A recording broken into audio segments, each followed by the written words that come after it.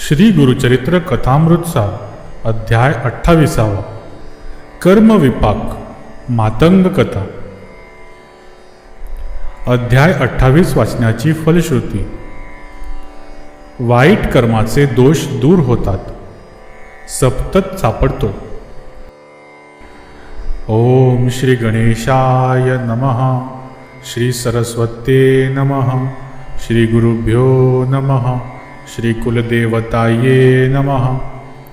नामधारक सिद्धमुनींना म्हणाला, मला आता पुढची कथा ऐकण्याची तीव्र इच्छा झाली आहे, ती कथा मला सांगा। त्यावर सिद्धयोगी म्हणाले, मला कोणत्या पूर्व कर्मामुळे हीन दशा प्राप्त झाली असे मातंगाने विचारले असता श्री गुरु त्याला म्हणाले, पूर्वजन्मी केलेल्या पापकर्मामुळे इहजन्मी त्याचे भोग भोगावे लागतात। दोष किंवा पापकर्मे अनेक प्रकारचे असतात व प्रत्येक पापकर्माचे फळ भोगावे लागते। त्याविषयी मी तुला सविस्तर सांगतो, ते ऐक। ब्राह्मण किंवा अन्य कोणीही अनाचाराने वागला तर त्याला हीन जातीत किंवा कृमी कीटक, पशुपक्षी इत्यादी योनीत जन्म घ्यावा लागतो।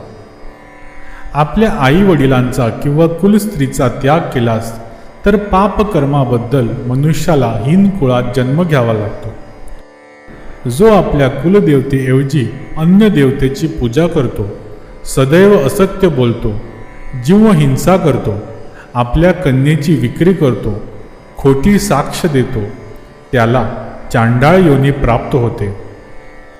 घोड्यांची विक्री करणारा, परस्त्रींशी संग करणारा, रानाला आग लावणारा, तीर्थक्षेत्री जाऊन श्राद्धादी कर्मे न करणारा, आपल्या घरातील कपिला धेनूचे दूध देव ब्राह्मणांना न देता स्वतःच सेवन करणारा नीच गतीला जातो। आपल्या आई वडिलांची सेवा न करणारा, त्यांचा सांभाळ न करणारा, आपली एक पत्नी असताना तिचा त्याग करून दुसरी स्त्री करणारा 7 जन्म कृमीकीटक होतो। सत्पात्री ब्राह्मणांची निंदा करणारा, त्याच्या उपजीविकेचा अपहार करणारा, तळी विहिरी नष्ट करणारा, शिवमंदिरातील पूजा नष्ट करणारा, ब्राह्मणांची घरे दारे मोडणारा हीन कुळात जन्मास येतो। आपला स्वामी, गुरु, शत्रू, मित्र यांच्या स्त्रीशी जो व्यभिचार करतो तो पतितग्रही जन्म घेतो।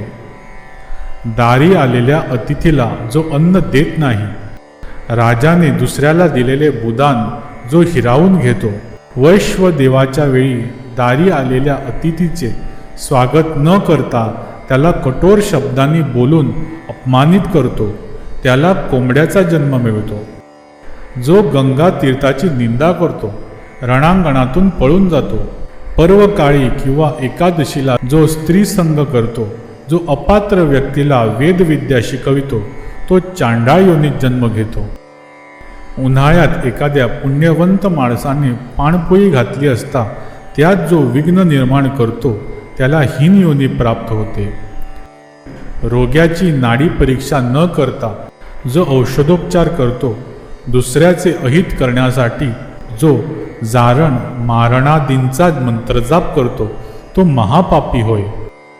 जो आपल्या गुरूंची व हरिहरांची निंदा करतो व अन्य देवतांची पूजा करतो, तो महापतकी होय, त्याला हीन कुळात जन्म मिळतो। जो वर्ण धर्माचे पालन करीत नाही, अपात्र माणसाला मंत्र शिकवितो, तो पापवंशात जन्म घेतो। जो आपल्या गुरूंची निंदा करण्यात आनंद मानतो, जो विद्वान ब्राह्मणांचा द्वेष करतो, तो पुढच्या जन्मी ब्रह्मराक्षस होतो।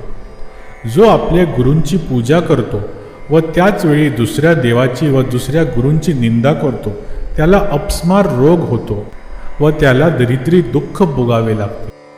जो आपल्या आई वडिलांचा त्याग करून वेगळा राहतो, तो महारोगी होतो। जो दुसऱ्यांचे उणेदुणे 4 चौघात बोलून दाखवितो, तो हृदयरोगी होतो। जो आपल्या स्त्रीचा गर्भपात करतो, तो निपुत्रिक होतो, त्याला पुत्र झालाच तर तो जगत नाही। जो वेदशास्त्र पुराणांचे श्रवण पठण करीत नाही, तो बहिरा अंध होऊन जन्मास येतो। जो पापी माणसाशी मैत्री करतो त्याला गाढवाचा जन्म मिळतो. पापी माणसाकडून औषध घेतो तो हरिण होतो. ब्रह्महत्या करणारा क्षयरोगी होतो. मद्यपान करणाऱ्याचे दात काळे होतात. सुवर्ण चोरी करणाऱ्याला नखे कुजण्याचा रोग होतो. गुरु स्त्रीकडे जो वाईट नजरेने पाहतो तो कुष्ठरोगी होऊन जन्मास येतो. दुसऱ्याच्या सेवकाला फूस लावून पळवितो त्याला सदैव तुरुंगवास भोगावा लागतो. जो परस्त्रीची चोरी करतो तो जन्मताच मंदबुद्धीचा होतो. शेवटी तो नरकात जातो. सापांना ठार मारणारा सर्पयोनीत जन्मास येतो. अशी अनेक पापकर्मे आहेत व त्यांची फळे भोगावी लागतात. आता चौर्य कर्माबद्दल सांगतो. सुवर्ण चोरी करणाऱ्यास परमारोग होतो. पुस्तकाची चोरी करणारा अंध होतो. वस्त्र चोरी करणारा दमेकारी होतो. सार्वजनिक संपत्तीचा अपहार करणाऱ्याला गंडमाळ रोग होतो. दमेकऱ्याची चोरी करणाऱ्यास तुरुंगवास भोगावा लागतो असे ब्रह्मांड पुराणात सांगितले आहे. परद्रव्याची किंवा दुसऱ्याला मिळालेल्या वस्तूची चोरी करणारा निपुत्रिक होतो. अन्न चोरी करणाऱ्यास पानथरी रोग होतो. धान्यादींची चोरी करणाऱ्यांच्या शरीराला जन्मताच दुर्गंध येतो. परस्त्री, परवस्तू किंवा ब्राह्मणांचे द्रव्य चोरणाऱ्याला ब्रह्मराक्षसाचा जन्म मिळतो. पाने, फुले, फळे चोरणाऱ्यास खरुज रोग होतो. कांस्य, ताम्र, लोह, कापूस, मीठ यांची चोरी करणाऱ्याला श्वेतकुष्ठ रोग होतो. देवद्रव्याचा अपहार करणारा, देवकार्याचा नाश करणारा, अभक्ष भक्षण करणारा पंडुरोगी होतो. दुसऱ्याचे भूमिगत धन चोरणाऱ्याला सदैव शोक करावा लागतो. धेनुधनाची चोरी करणाऱ्याला उंटाचा जन्म मिळतो. दुसऱ्याच्या घरातील भांडी कुंडी चोरणारा मनुष्य कावळा होतो. मधाची चोरी करणारा बेगर होतो. श्री गुरु त्या पतिताला म्हणाले, या सर्व चौर्य कर्माबद्दल ते जन्म घ्यावे लागतात. आता व्यभिचारासंबंधी महाभारताच्या शांती पर्वात श्री व्यासांनी काय सांगितले आहे ते सांगतो, ते ऐक. परस्त्रीला आलिंगन दिल्यास 100 जन्म श्वान योनीत जन्म घ्यावा लागतो. त्यानंतर सर्प योनीत जन्म घ्यावा लागतो. परस्त्रीची योनी पाहणारा जन्मांध होतो. भावाच्या पत्नीशी संग करणाऱ्याला गाढवाचा जन्म मिळतो. त्यानंतर त्याला सर्पयोनीत जन्म घ्यावा लागतो व शेवटी तो नरकात जातो. मित्राची पत्नी माते सन्मान असते. तिच्याशी संग करणारा श्वान योनीत जन्मास येतो. परस्त्रीचे मुखावलोकन करू नये. ते वाईट बुद्धीने करणारा नेत्ररोगी होतो. हीन जातीच्या स्त्रीशी व्यभिचार करणारा श्वान योनीत जन्म घेतो. श्री गुरूंचे हे निरूपण शांत चित्ताने ऐकत असलेल्या त्रिविक्रम भारतीने विचारले, स्वामी, आपण सांगितलेले पापकर्म एखाद्याच्या हातून एकदाच घडले तर ते पाप कशाने नष्ट होते? त्यावर श्री गुरु म्हणाले, केलेल्या पापकर्माचा पश्चाताप झाला तर त्या कर्माचे पाप लागत नाही. मोठ्या पापकर्माची मनाला बोचणी लागल्यास त्याला प्रायश्चित आहे.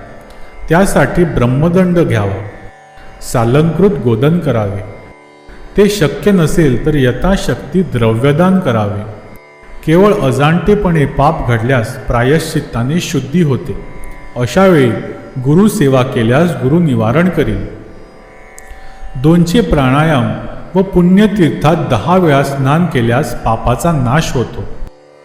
त्याचप्रमाणे 3 गुंजा सुवर्ण दान करावे. 2 योजनेपर्यंत नदी तीराने तीर्थयात्रा करावी. पती आणि पत्नी यापैकी कोणी एकाने पाप केले असेल तर दोघांनी प्रायश्चित घ्यावे. त्याचप्रमाणे गायत्रीचा 10,000 जप करावा. 12 सत्पात्री ब्राह्मणांना भोजन द्यावे. 1000 तिलाहुती द्याव्यात. याला गायत्री कृच्य असे म्हणतात. त्याचप्रमाणे प्राजाप्रत्यकृच्य, अतिकृच्य, प्रणकृच्य करावे. त्यामुळे केवळ अज्ञानाने झालेली पापे नष्ट होतात. समुद्र सेतुबंदी स्नान केल्यास ब्रणहत्या व कृताग्नी पातकांचा नाश होतो. विधीपूर्वक 1 कोटी गायत्री मंत्राचा जप केल्याने ब्रह्महत्या पातकाचा नाश होतो. 1 लक्ष गायत्री जप केल्याने गुरुपत्नीशी केलेल्या पातकाचा नाश होतो. अशा प्रकारे श्री गुरूंनी त्रिविक्रम भारतीला पापमुक्तीसाठी करावयाची स्नान, दान, जप-तप, उपोषण, तीर्थयात्रा आदी गोष्टी सांगितल्या. पण त्या मातंगाला पुन्हा आपल्या जातीत जावे असे वाटेना. श्री गुरूंनी त्याला स्वतःच्या घरी जाण्यास सांगितले. तो जाण्यास तयार नव्हता. इतक्यात त्या मातंगाची बायका मुले तेथे आली. त्याची पत्नी म्हणाली, माझ्या पतीला अपस्माराची व्याधी झाली आहे. बराच वेळ झाला तरी हे घरी परत आले नाहीत, म्हणून यांना शोधत आम्ही येथे आलो आहोत.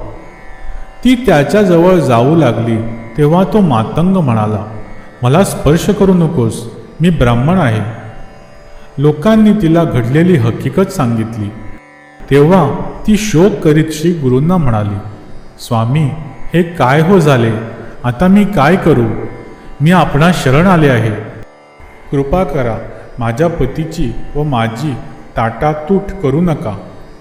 मग श्रीगुरु त्या मातंगाला म्हणाले, आता तू आपल्या घरी जा. तुझ्यामुळे तुझी पत्नी व मुले दुःखी झाली तर तुला सद्गती प्राप्त होणार नाही. ज्याला संसारात रस नाही त्याने बायका मुलांच्या भानगडीत पडू नये. पण एकदा संसारात पडल्यावर बायका मुलांचा त्याग केला तर मोठा दोष निर्माण होतो. तू सूर्य चंद्राला साक्षी ठेवून स्त्रीचा स्वीकार केला आहेस. आता तिचा त्याग केलास तर तू महापापी ठरशील. तुला सद्गती मिळणार नाही.